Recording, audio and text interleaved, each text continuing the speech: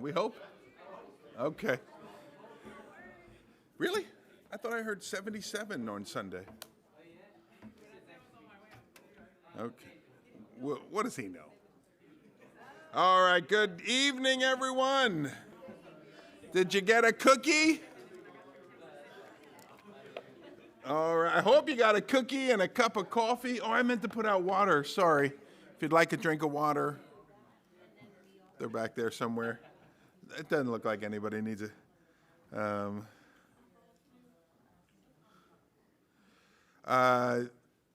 We want to thank our friends Judy for making some, what are they called? Hamantaschen? Judy. It doesn't matter. We also want to, Ruth, you have a story for us about the Hamantaschen you got. Do you want to tell us? Okay, we love crazy. So it was Saturday, and I looked online. The Lord said, look up Hamantaschen, and I thought, I'll just look online and see what they have to say. And it was Green's Bakery in Brooklyn. Of Brooklyn? In Brooklyn. Okay. And years ago when I went to Rome with my husband, we had gone to the Jewish ghetto to have dinner, and we showed up on Saturday. Oh. And there was no one there. So I didn't think about this. No. So on Saturday I went online and I made I ordered these Hamantaschen, and I'm not good technologically, so they got caught in the cart. I don't understand what happened, and it didn't go. So I called the bakery. It's Saturday. Okay. So on Monday morning, I was doing some paperwork, and the Lord said, call the bakery. So I called the bakery, no answer. And I said, okay, well, that's not working. I started to chat, but I don't know what was going on with the chat. So finally, I call again, and a woman answers the phone. And I go, and she goes, oh, I see it. It's in your cart. It didn't go. She says, well, I can send it now, and I can overnight it. I'm like, okay, that's great. So I thought, now, do I take the chance and witness to this woman who's clearly Jewish? Do I have enough bravery to do this? I'm not sure. I'm going to try something. So I said, well, what's your name?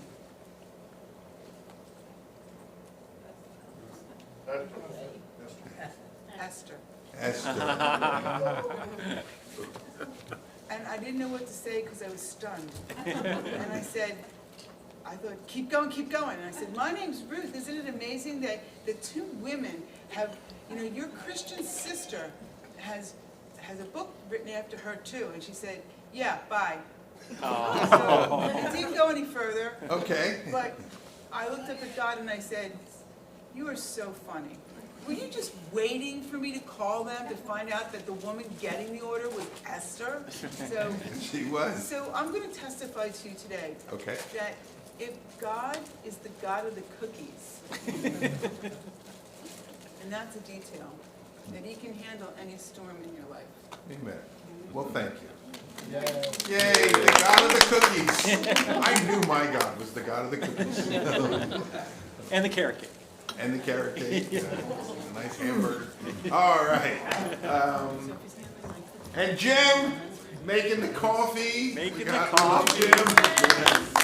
That's your gift, Jim. Or it's one of your gifts. I don't want that gift. And I don't know if you noticed, but we apparently have crowned a king and a queen here today. And so congratulations to the Simons. We thought more people would have dressed up. Yes, good for you guys. Well, friends, if you're just visiting with us and you think we're crazy, yes. We have been studying the book of Esther, and tonight we come to the conclusion of the book, the final couple of chapters. The last chapter is only 3 verses, and so we'll make our way through that here. But I'll just remind you of a couple of things and maybe inform you if you haven't been with us. The book is about the children of Israel who were in slavery in the Persian capital, the city of Susa. Persia was the world ruling empire. They actually conquered the people that had conquered the Jews. They conquered the Babylonians. And we're roughly around the year 475, 470 BC. They had been conquered about initially around 600 BC. So a long period of time. that they'd been off in slavery. Slavery, captivity, a little bit different than what you might anticipate. A lot of freedoms were given to them. They were still under the thumb or the foot of the ruling empire, but they could own their own homes, they could have some privileges and things like that. In one case, they were allowed to go back to their homeland if they wanted to, and some chose not to. We see in one of our other studies. And so here we are, we're in this Persian capital, and the king is a guy by the name of Ahasuerus in our Bibles. In history, his name is Xerxes, this particular fella. He throws this wild party, everything is crazy, and it ends up with his wife losing the throne, the queen. She's deposed as queen, kicked out of office. So that's some party. You could read the details if you want in chapter 1. He's lonely, he misses her, he feels like he made a mistake. They decide, let's have a beauty pageant to get a new queen. That's chapter 2. It just so happens this new queen is a Jewish girl in captivity, and she becomes the new queen of the land, and her name is Esther. That was what Ruth mentioned earlier here. There's also a little side story in chapter 2 of Esther's older cousin, the man who kind of raised her as his daughter. His name is Mordecai, and how he saves the king's life because he overhears this plot to kill the king. So that's going to become an important thing. So we have a king. His name is Ahasuerus. We got a queen. Her name now is Esther. We got this guy. His name is Mordecai. We saw him. Then in chapter 3, we're introduced to a man named Haman. Thank you. Yes. Haman is a bad guy. Haman loves power and prestige and influence and wealth, and will do anything to have it, and has quite a bit of it. He rises up to second in the kingdom. But there's one guy in a kingdom, today I heard an estimate of 75 million people. There's one guy that wouldn't bow to him, and that just drives Haman angry. It makes him angry. So much so that he decides he's not only going to punish the one guy, he's second in the kingdom, but he's not only going to punish the one guy, but he's going to exterminate the entire race of that man. That man happens to be Mordecai. Did I tell you his name a moment ago? It happens to be Mordecai, the hero of chapter 2. And the decision is they're going to exterminate the Jewish people, which, by the way, includes the new queen, though not a lot of people are aware of that at this particular point in time. So Mordecai says, look, Queen Esther, you're going to die too. You go to the king, talk to the king, see if he'll change his mind, see if he'll help us in some way. And so that's chapter 4. Esther agrees to do that. Part of her plan is to have a big banquet, just the king, just Haman, just the three of them there, and she will reveal the plan to kill her and all the rest of the Jewish people. And that's in chapter 5. Haman goes home from that first lunch, and man, that was so great. That was so wonderful. But who does he see?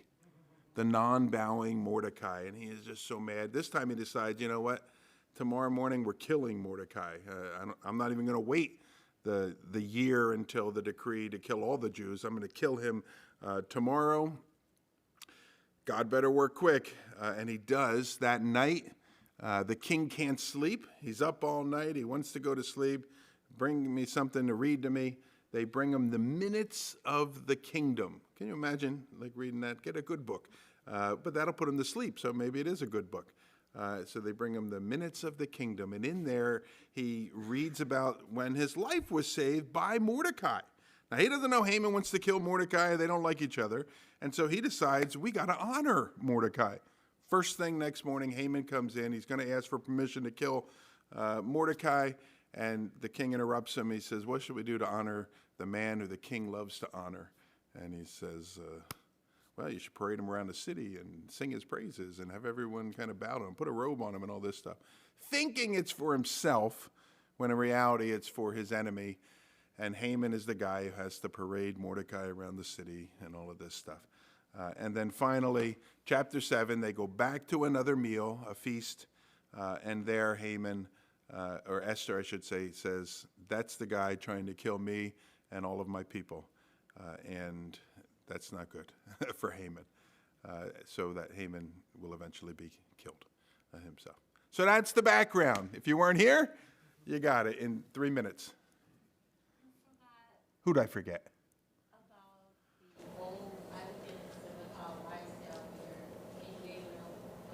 Yes, that is true. So the king finds out that Haman wanted to kill his wife and all of her people and all of that. So he says, I got to get out. I got to get some air. He goes outside into the gardens. Just as he comes back into the room, Haman is falling down on the couch in which Esther is seated or lying or whatever. Maybe grabbing like the bottom of her dress, like begging, please, please, please. The Jewish tradition, as Bridget has reminded us, is that just as the king is coming back into the room, the angel Gabriel pushes him from behind so that he falls down on him. Maybe, perhaps. And that's it. He says, now he tries to assault my wife in the palace, and they kill him right away. So that brings us through chapter 7. Now, chapter 8, which we looked at, we still got a problem. Because there's this decree out there that the Jews are going to die in about 9 months from now, because the date was set in the 12th month. And so there's this decree that is out there. And so Esther and Mordecai still have some work to do. And of course, we remember that if a law of the Persians is put forth, a law of the Persians can't be changed. It's put in stone, essentially, and that's it. So they need to come up with a counteracting law. So we still have this one, kill the Jews, but we need a counteracting law. And so if you look at chapter 8, verse 10, we read what the king agrees to. It says in verse 10, then he sent the letters by mounted couriers riding on swift horses that were used in the king's service, bred from the royal stud, saying that the king allowed the Jews who were in every city to gather and defend their lives, to destroy, to kill, to annihilate any armed force of any people or province that might attack them, children and women included, and to plunder their goods on one day throughout all the provinces of King Ahasuerus on the 13th day of the 12th month, which is the month of Adar. Again, he couldn't cancel the initial decree, but he could counteract it. And verse 11 reveals that the new decree is that the Jews can gather, they can defend themselves, people come against them, they can come together, defend themselves, and then kill them, kill their children if the people that came out, the wives of those that came out against them, plunder all of those goods, and so on. Verse 12 also says, and it was set for one day throughout all the provinces. We see it there, the 13th day of the 12th month. Now, if you look back to chapter 3, verse 13, it was the 13th day and of the 12th month that the initial decree was to kill the Jewish people. Same exact day. So we have a showdown on that particular day. That's what's going on here. So the Jews aren't going to be able to kill people every day of the year, just as those others weren't allowed to kill the Jews every day of the year. On this particular day, they're going to go head to head against one another. But remember, the king has authorized the Jews, whatever you need to defend yourselves. And we see that various officials get involved, helping them, defending them, and so on. So this isn't a simple go attack the unarmed Jewish people. They're going to be ready here. And so a lot of people are probably, I'm not even going to attack. I'm staying out of this altogether. All right, so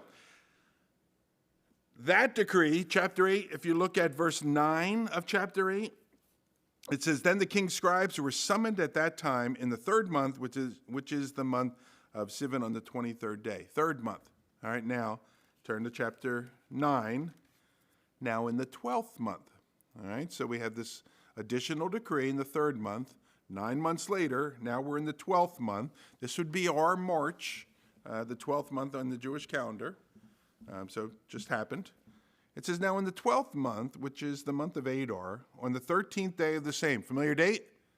That's the day. When the king's command and edict were about to be carried out, on the very day when the enemies of the Jews hoped to gain the mastery over them, the reverse occurred. The Jews gained mastery over those who hated them. The Jews gathered in their cities throughout all the provinces of King Ahasuerus to lay hands on those who sought their harm, and no one could stand against them, for fear of them had fallen on all peoples. All the officials of the provinces and the satraps and the governors and the royal agents also helped the Jews, for the fear of Mordecai had fallen on them. Now remember, Mordecai is number 2 in the kingdom. He has the role that Haman had. So all of the power that we saw Haman had in the earlier portions, let's get a decree to kill all the Jews and let's kill Mordecai, all that. Now Mordecai has that kind of power. So verse 4, for Mordecai was great in the king's house, and his fame spread throughout all the provinces, for the man Mordecai grew more and more powerful. And again, remember, this kingdom stretched from India, I'm not sure if it included India, but it stretched from India all the way across the Middle East, down into northern Africa, to the empire, the nation of Ethiopia. So big kingdom.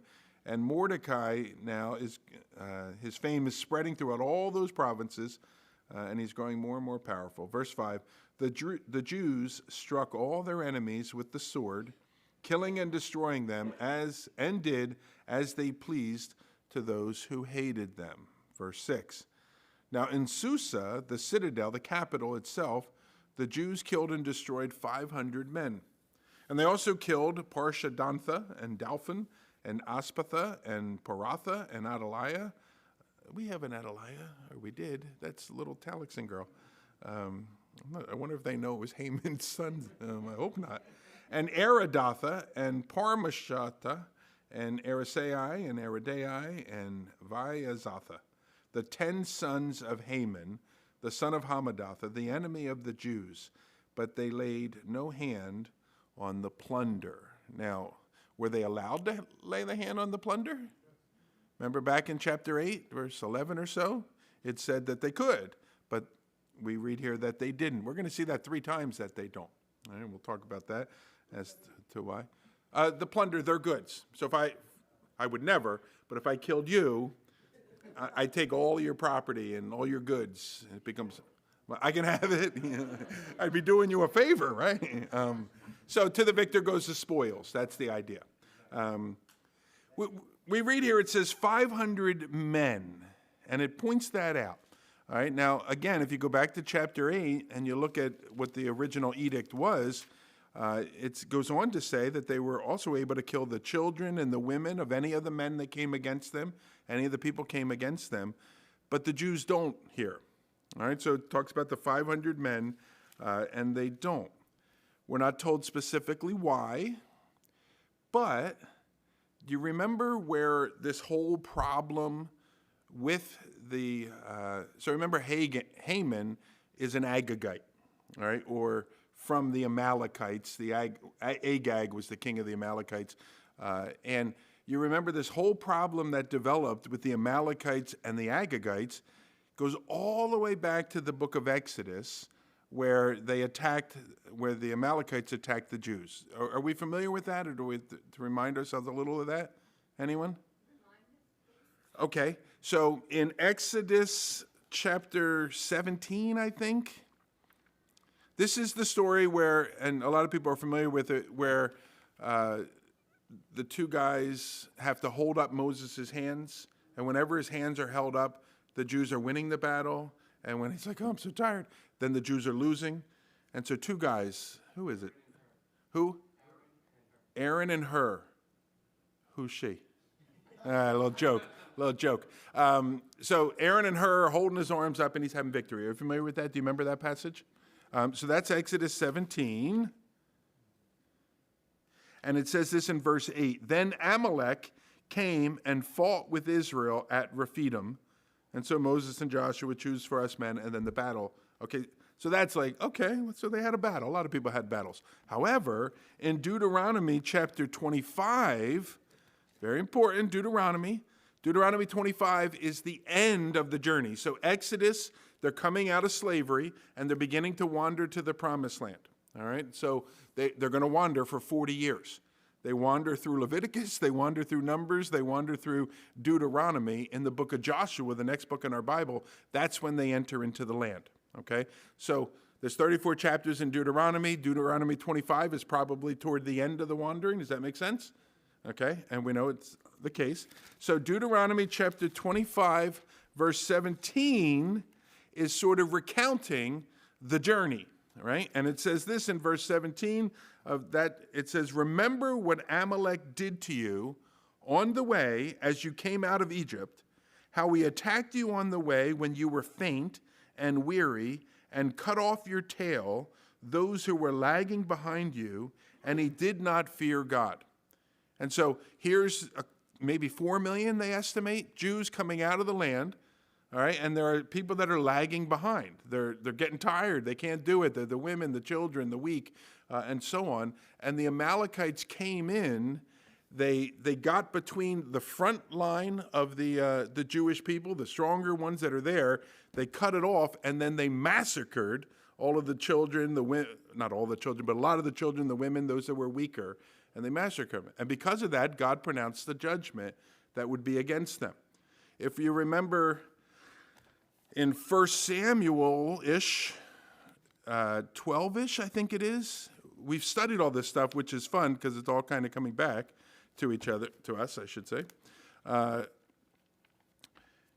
In 1 Samuel chapter 13, Saul is told, as he's about to go to battle against those Amalekites, that he was to wipe them out, and Saul chose not to do so. Yeah, and that is, it's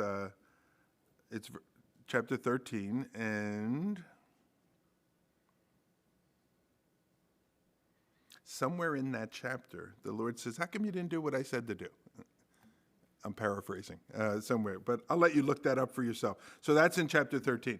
All right, so anyway, this whole thing goes back to not that the Jews were destroyed by the Amalekites. The weakest of the Jews were destroyed by the Amalekites, and God brought a judgment on them. So here, where it talks about they attacked the 500 men, there's no mention of children, there's no mention of women here. I wonder if there's a correlation. It doesn't say that there is, but I wonder if there's a correlation where the Jews are, yeah, we don't do that.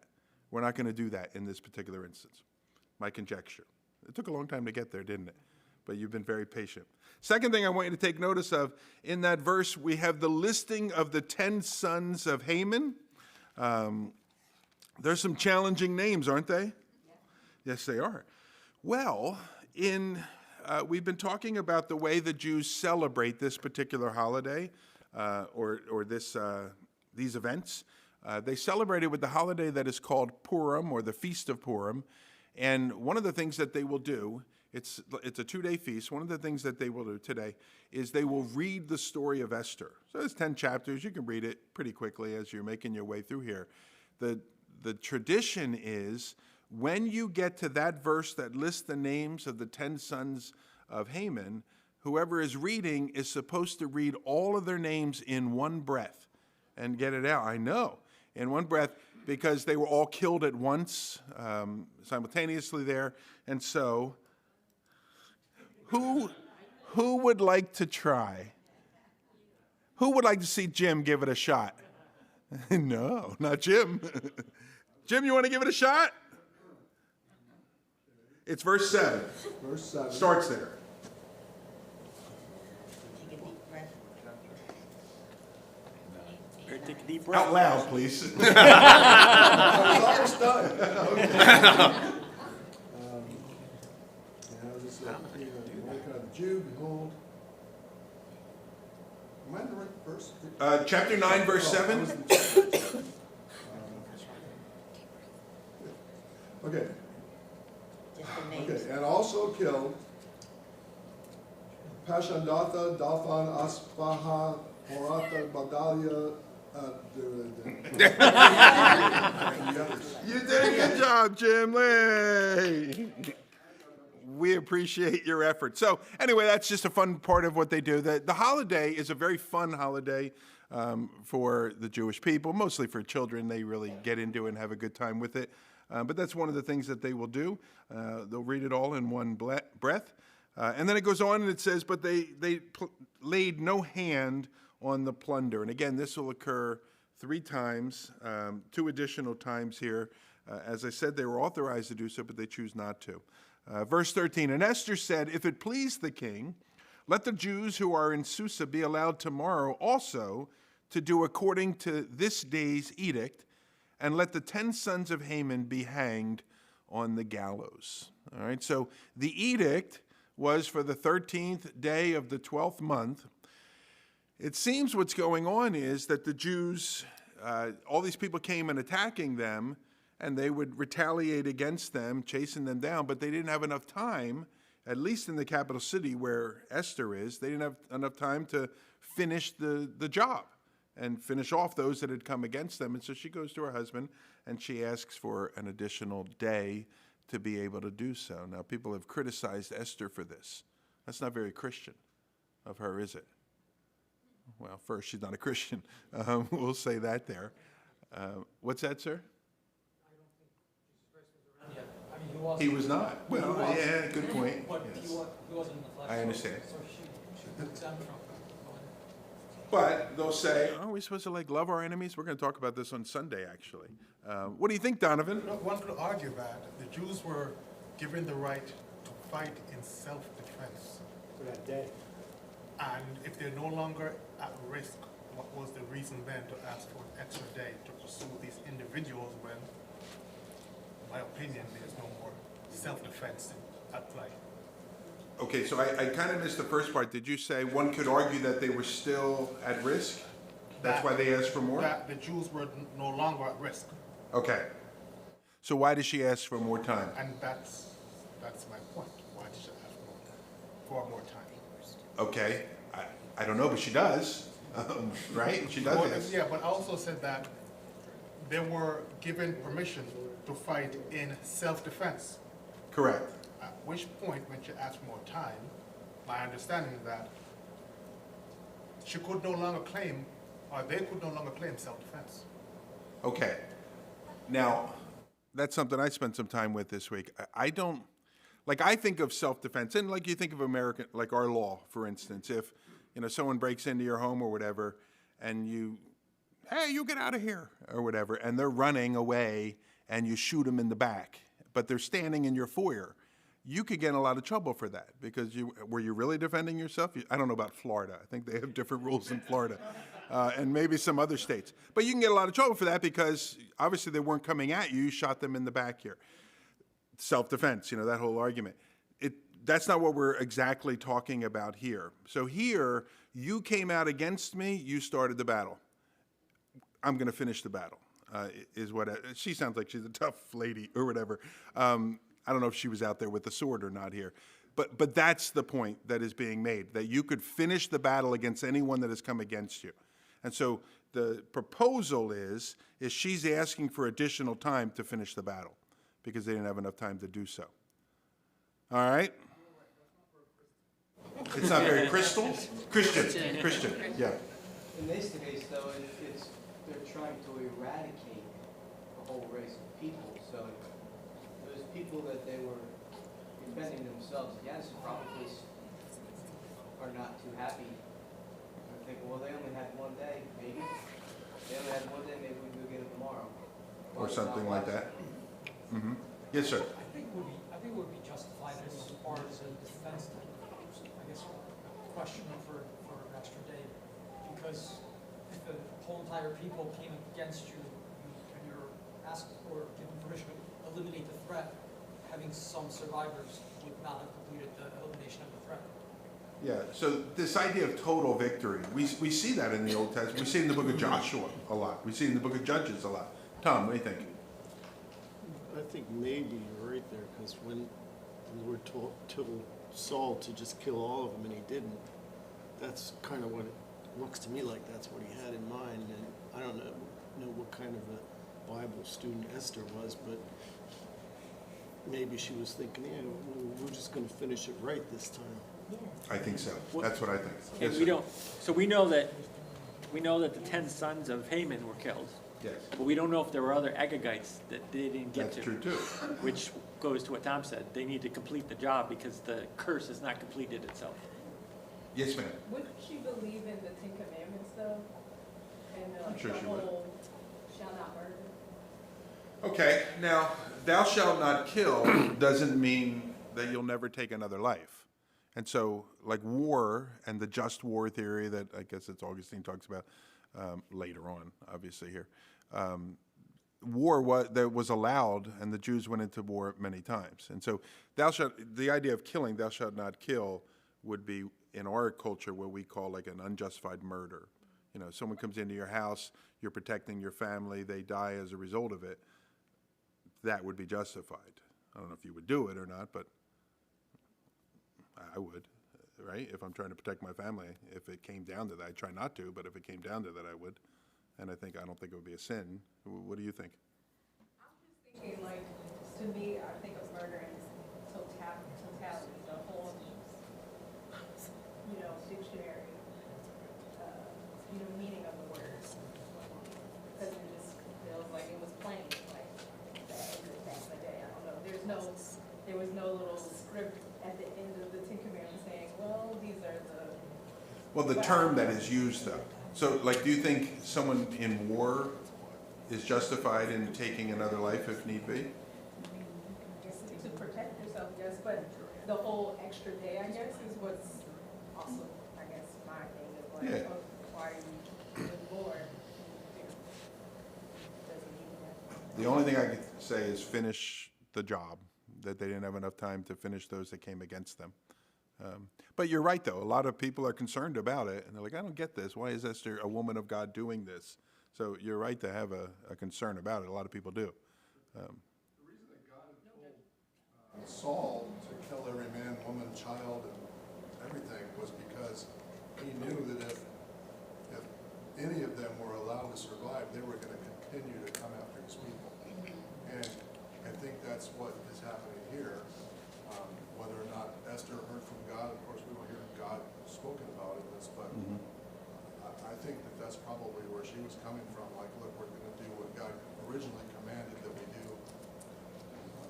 to protect his people.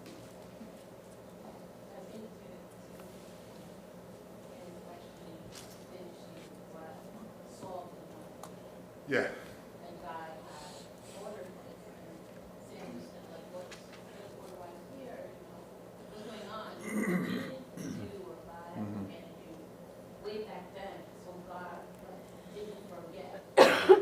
You're right. Was there somebody over here? Nobody? Well, it's the only way we can really understand it, right? Like you're saying is in the fact, like, in the dispensation of law, it's not a law, it's like eye for an eye, tooth for a tooth. And we would normally think, like, oh my gosh, that was actually mercy and grace. And when I see that, I've always understood that is what showed that she was a godly woman, as hard as that can seem, because she was being obedient. Okay. Yeah. She was being obedient. Yeah, and you're right. The dispensation, Old Testament dispensation, the law that the Jews were under, yeah. The two other distinctions people, I think, get confused is that the profession of soldier is not sin. Kind of to your point that you were saying before, right? So David was a brilliant, right, general. Warrior. Warrior. Mm-hmm. And he was a man after God's own heart. And that's, like you were saying, very different than the commandment, thou shalt not kill, murder persons. Yeah. That Difference between killing and murder. And the meaning of that Hebrew word, too. Right. So it doesn't just talk about taking any life, it's specifically wrongfully taking a life, unjustified, and so on. All right, I'm going to move on. Verse 14 says, so the king commanded this to be done, meaning the extra day. A decree was issued in Susa, and the 10 sons of Haman, they were hanged. And again, we remind ourselves, not like our old Westerns, where they would hang a person, but they were impaled. You recall that Haman had put up all of these telephone pole spikes for Mordecai. That was the whole plan, and his sons were hanged on them. They were already killed. We saw that. That's what Jim read. But now their bodies are publicly put on display in this way. Verse 15, the Jews who were in Susa gathered also on the 14th day of the month of Adar, and they killed 300 men in Susa.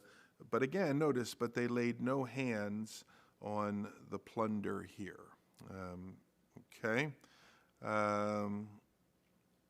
Again, what God had intended for Saul to do 600 years earlier, Esther finishes it once and for all. I don't know if you were going to make that connection, but that's what they were told not to do with the Amalekite war for Saul, too, right? You were supposed to kill all the animals and not touch any of their crap. Right. And they took some of the animals. Their stuff. Mark, Their you stuff. thank you. Yes.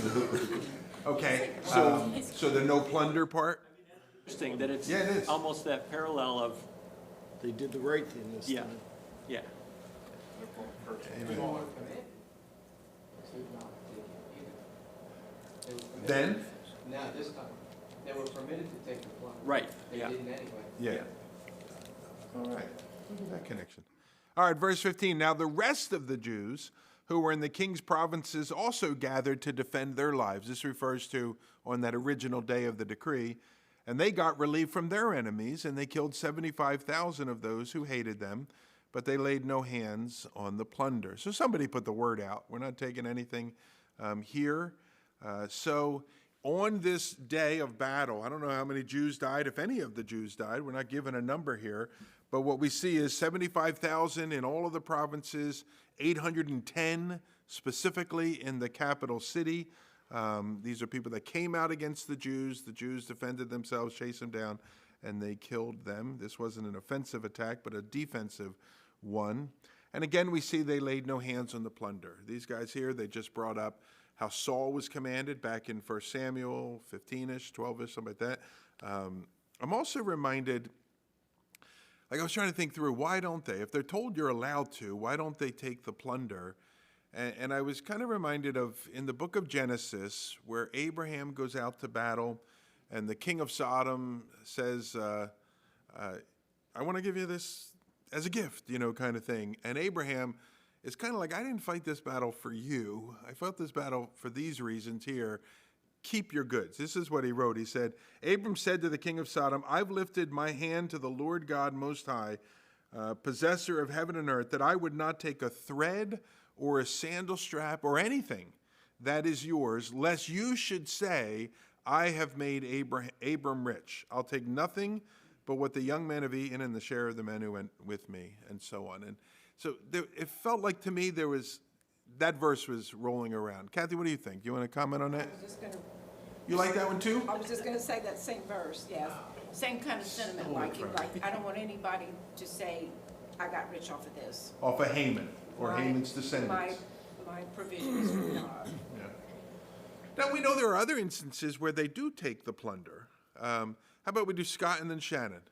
The 75,000 that were killed, would you say they're predominantly the Persians? Not necessarily. Haman wasn't a Persian. He was an Agagite or an Amalekite ultimately. So the Persians had conquered all kinds of different peoples.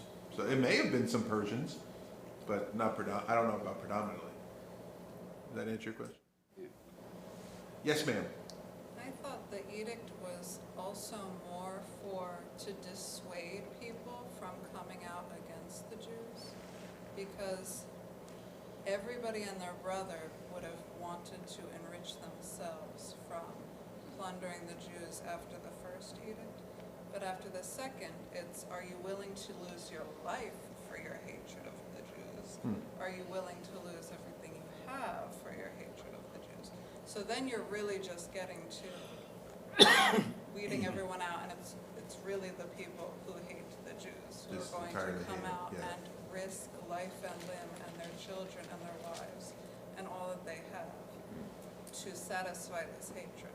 Yeah. So, but they've exposed themselves, and that's why I wouldn't second guess the second day, because all these people have exposed themselves, and that hatred just doesn't heal overnight, and that they can live together with this other part of the population. So. And again, remember it's estimated there were 75 million people in the empire at that time. And 76,000 or so came out to fight. So certainly not a lot came out to fight. The vast majority said, I ain't involved here. And so, yeah, remember a lot of them started calling themselves Jews or became Jews. By the way, I heard something about that. We talked about that. Did they really become Jews, or was it like, hello, I am Jewish?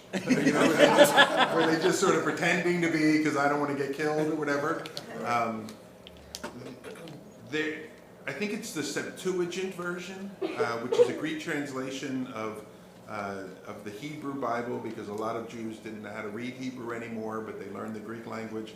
I think it's that version, but in that version, where it talks about they became Jews, or however it's worded, it's worded instead, and they were circumcised. Now you're committed. All right, if you're going that far, like this isn't pretend anymore. And so they, at least those who translated that version of the Bible, they at least understood it as they actually became Jews. So do something with that if you would like. We got to get moving. I thought we weren't going to have too much time, but we're running out. So verse 17. Now this was on the 13th day of the month of Adar, and the 14th day they rested, and they made that day a day of feasting and a day of gladness. But the Jews who were in Susa gathered on the 13th day and on the 14th, and rested on the 15th day, making that a day of feasting and gladness, because remember, they had an additional day of fighting, so the next day becomes their day of feasting and gladness. And this continues to be celebrated today. It's the Feast of Purim. Verse 19, therefore the Jews of the villages who lived in rural towns, they hold the 14th day of the month of Adar for gladness and feasting as a holiday, and as a day on which they send gifts of food to one another. This is a celebratory holiday amongst the Jewish people, and it's one they really look forward to. There are others that are a little more somber. Yes, sir. It's the month of March. It roughly translates to. So their months would begin like the 15th of our months. So usually it's something like March 15th to April 15th. All right, so, but we'll just say it's around the month of March. All right, makes sense? Here's a little fun little quiz here for us here. There are 2 Jewish holidays mentioned in the Bible that are not mandated by God, meaning God or didn't give it to him. This is one. Very good. Everyone's got 1 point on the... What do you think, sir? Yeah. Hanukkah. Tom and Vince, you guys can split the point. All right? And get a cookie. All right? You get a cookie. Hanukkah's the other one. Where's that mentioned in the Bible? Okay, but I don't think of that as my Bible. Right? I don't... Do you? The book of Maccabees is part of the Apocrypha. The Apocrypha are a period of books. I think there's 13. I'm not sure. They're found in Catholic Bibles, probably some other Orthodox churches too.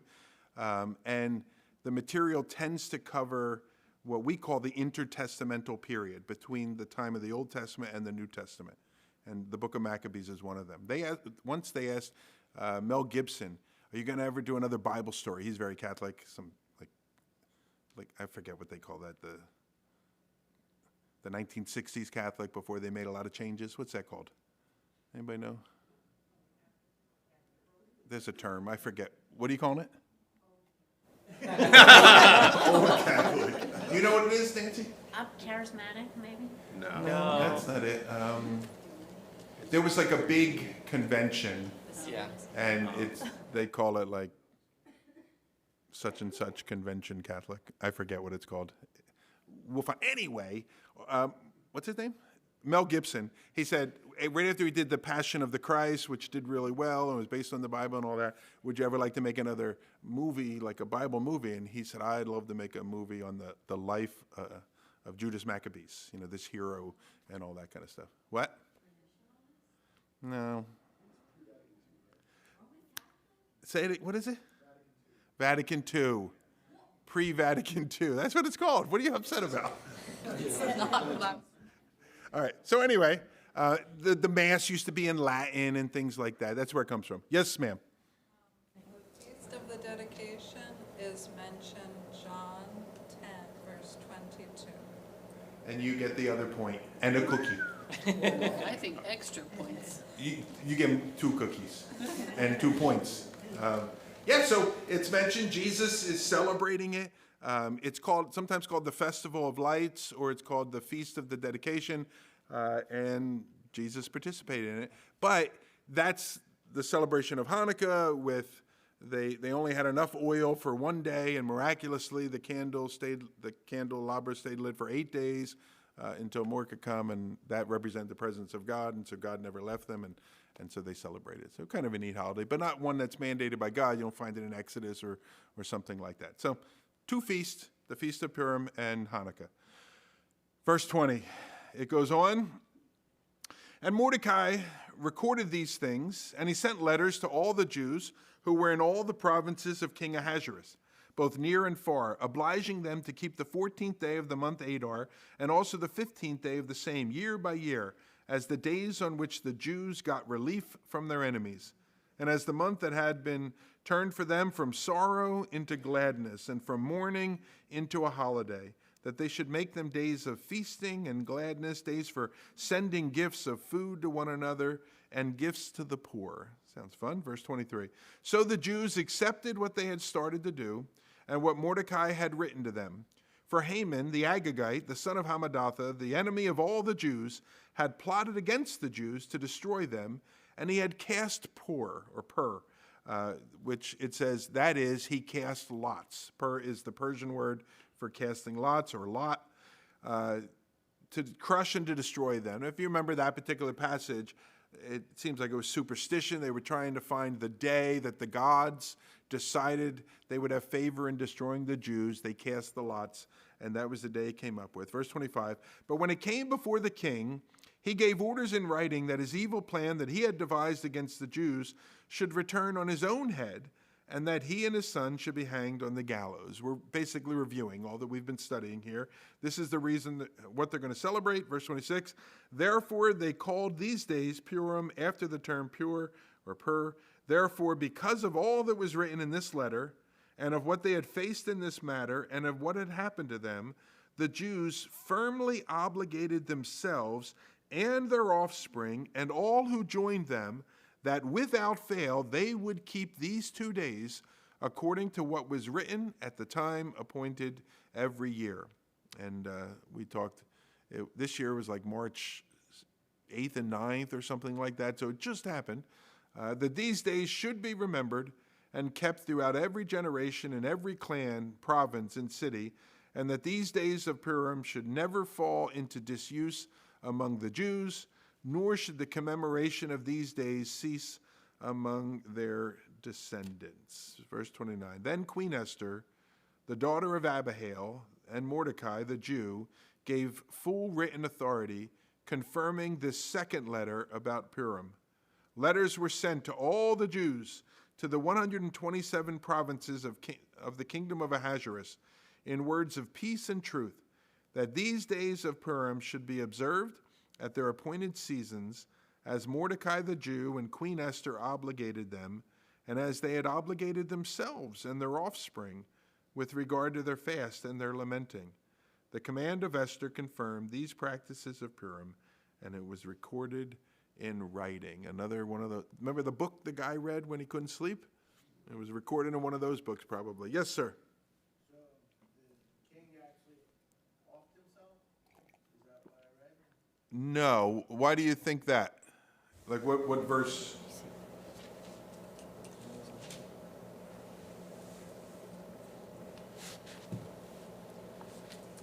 Here. 25. Verse 20? 25 on, yeah. Okay, so it talks about that his evil plan that he had devised. Right, right. That's referring back to Haman, who's mentioned one verse earlier. Okay. All righty? So the king signed a decree that he, Haman, had devised. And Haman offed himself. Well, no. He was off. Gabriel helped him. They offed him. Chapter 10, King Ahasuerus imposed a tax on the land, and on the coastlands of the sea, and all the acts of his power and might, and the full account of the high honor of Mordecai, to which the king advanced him, are they not written in the book of the Chronicles of the kings of Media and Persia? And again, we have a book in our Bible called Chronicles, 1st and 2nd Chronicles, but this is a different book that's being spoken of here. This was the book of the Chronicles of the kings of Media and Persia. For Mordecai the Jew was second in rank to King Ahasuerus, And he was great among the Jews and popular with the multitude of his brothers, for he sought the welfare of his people, and he spoke peace to all his people. Now, we don't know, was Mordecai second in command for 25 years, 30 more years, or we don't know. We're not told that sort of information. But what we are told is that the same guy that he was when he was kind of a nobody, and he was just out in front of the king's palace as some sort of a servant, is who he is when he's a somebody. And he rises all the way to be second in the kingdom. And look what his focus is, even as second in the kingdom. It says at the end of verse 3 that he sought the welfare of his people, and he spoke peace to all his people. So he's the same man after all this power is entrusted to him that it was before. I came across this quote that I think is a helpful one. I think we're going to put it up here. Or we're going to put it up there, Darrell. There it is. It says, perhaps there is no severer test of greatness of soul than that of advancement in the favor of kings, or anywhere where you can really advance. Too often, such advancement has meant the undoing of men who, in poverty or under disfavor in high places, have been true men. The man who can pass to wealth and pass to position among the great ones of the earth and still maintain his integrity and his loyalty to his own kith and kin is ever a great man. And the secrets of such greatness invariably are that his roots are in God. And I think you see that with Mordecai. A great man before, continues to be a great man, a servant after. And so, praise the Lord. May that be said of each of us. Amen. The book of Esther. Don't clap yet. No, I'm going to ask you a question. Not yet. So, here's a couple things that I observe in the book. Number one, God's glory is revealed. God's in charge, essentially. Would we agree here? But it's interesting because if we talked a little bit tonight about the book of Exodus, and God's in charge and his glory is revealed there, isn't it? Very miraculously there. And so you have all the plagues of Egypt and God moving and the pillar of fire and all this kind of stuff, right? In a very miraculous way, God is revealed. Here, he's revealed in a very natural way. So that's supernatural. This is natural. His name's not even mentioned. Like, it's almost like, oh yeah, God was involved. Like, he's not even mentioned in it, and yet you see God working through. And so one of the things we see that God does, he does things that are supernatural, but he does things that are natural. Supernaturally natural, as our friend Josh likes to say a lot of times. So that's one thing we see. All right, so it doesn't always have to be writing in the sky to watch God's hand move. He's still working in those instances there. In this book, we saw a million times God working behind the scenes, right? Again, we don't see his name mentioned, but he's working behind the scenes. Can you name some of them, class? You were here, most of you, most of the time. Ways that God was working behind the scene, his name isn't mentioned, but after the fact, you're like, oh my gosh, that was so God. Ruth. I got you guys in the back. Ruth.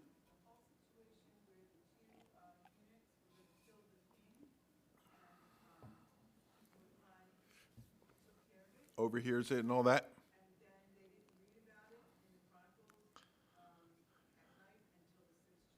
All right, so you gave us two.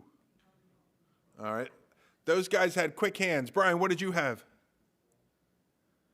Or Jerry? Ah, she stole it. That's okay. Brian, did you have one? Same thing? Man, Ruth, you had a good one. The angel. All right. I'm gonna do Larry and then my friend Alexi. Yes, Larry. Yes. Yes. And it just so happened that was the book he chose, and this was the chapter he read. Lexi, did he take yours? Oh, good. All right, Esther winning the beauty pageant. Okay, very good. Bridget, we took yours? Okay, you keep thinking. That's okay. The timing of the king coming in at that very moment. When he falls. It sort of ties into that. Yeah, definitely. Tom and then Frank.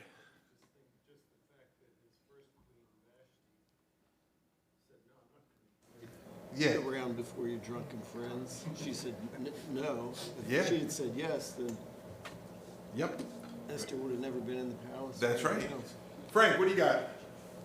The king made a counterplan.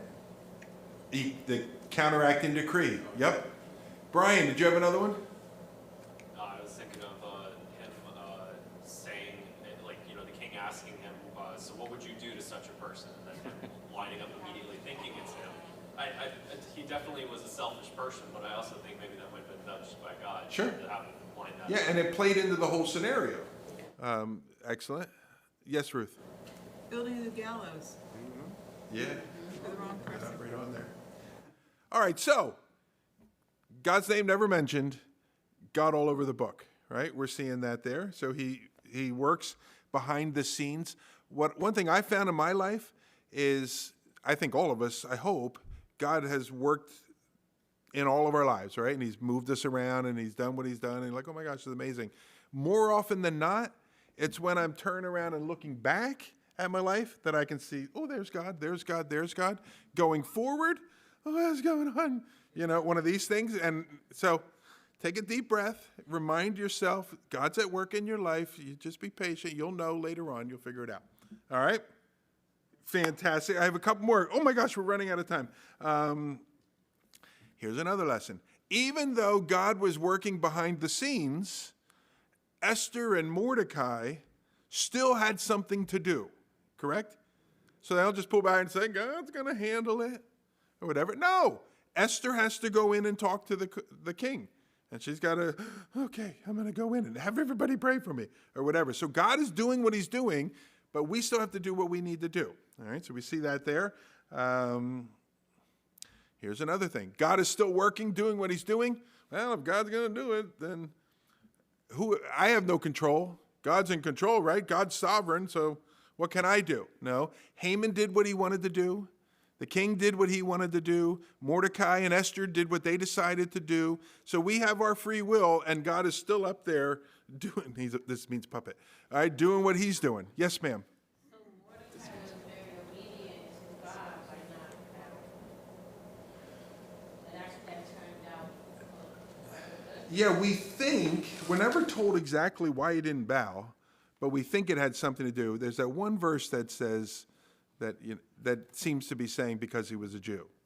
But Jews were allowed to bow to officials, but he wasn't going to bow to this Haman. We're never exactly told why. We talk because he was an Agagite or whatever it might be.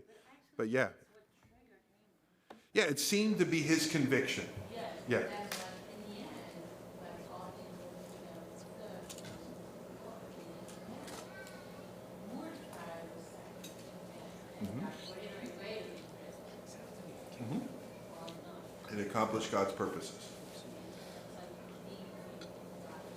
Yes. Faithful to your convictions. So what do we think? We like this book? We're happy? Yeah. We'll keep it? That's good, because it's staying anyway here. So I do appreciate the opportunity. We went all the way through this book together. That was fun. But we have today completed all of the historical books of the Old Testament together. I don't know if you've been for every one of them, but some of you have. I remember we were in the doctor's office sitting around a table, and there was about 7 of us there. I call it a doctor's office. It used to be a doctor's office. It was our offices. And there were about 7 of us sitting around a plywood table we made with a curtain on top, or a, what do you call that? Tablecloth, something like that. We started Genesis in 2015, and we've gone through all the historical books. And I don't know about you, but I feel like I've learned the Old Testament during our time together. So for those of you that have been a part of it, thank you very much, and I appreciate that. We like to clap at the end of a study of a book. There's 66 books in the Bible. What a privilege we have to have one of those books. There are people of the world that don't have Bibles. There's people of the world that share pages of Bibles, and they pass them around, and tonight you get to read Romans 1 and 2, and tomorrow I'll get 3 and 4, and so on. So what a privilege we have to be able to go verse by verse through our Bibles, sitting together in a comfortable room, having cookies and having coffee, and to be able to do 17 historical books doing that. I think that's worthy of a big, big clap. So, yay. No, bigger. Bigger. Yeah. If you've never been with us, it's a little tradition we started here, and you're wondering, these people are weird. Yep. Yes, we are. So I'm going to pray. Oh, I'm sorry. Next week, Will's going to be teaching us on a topic, and then the following week, we're going to start the book of Revelation together. All right? So tell all your friends. Should be fun. Yeah, well, that's a poetic book. You know me with poetry. Yes. Let's pray. Father, we thank you for 10 years of Bible study together and being able to make our way through all of those historical books, watching your hand upon your people, calling them to yourself, revealing yourself to Abraham, who stepped out in faith, believing you to be who you said you were to be and to do what you said you would do. And Lord, certainly we want to be a people of faith. We want to be a people that look at our lives and we see your hand in it. We want to be a people that respond in obedience to your call. Every one of your calls, not just the ones we like Saul did, for instance. And so, Lord, give us a peace as we move forward. Bless your word over these years in our hearts individually and collectively as a body of believers. And Lord, be glorified. And we ask in your name, amen. Thanks, friends. Please eat the rest of the cookies. There's some that are pre-wrapped, like in plastic, so you can take those home with you if you like. Take 9, because we have a lot. Have some coffee.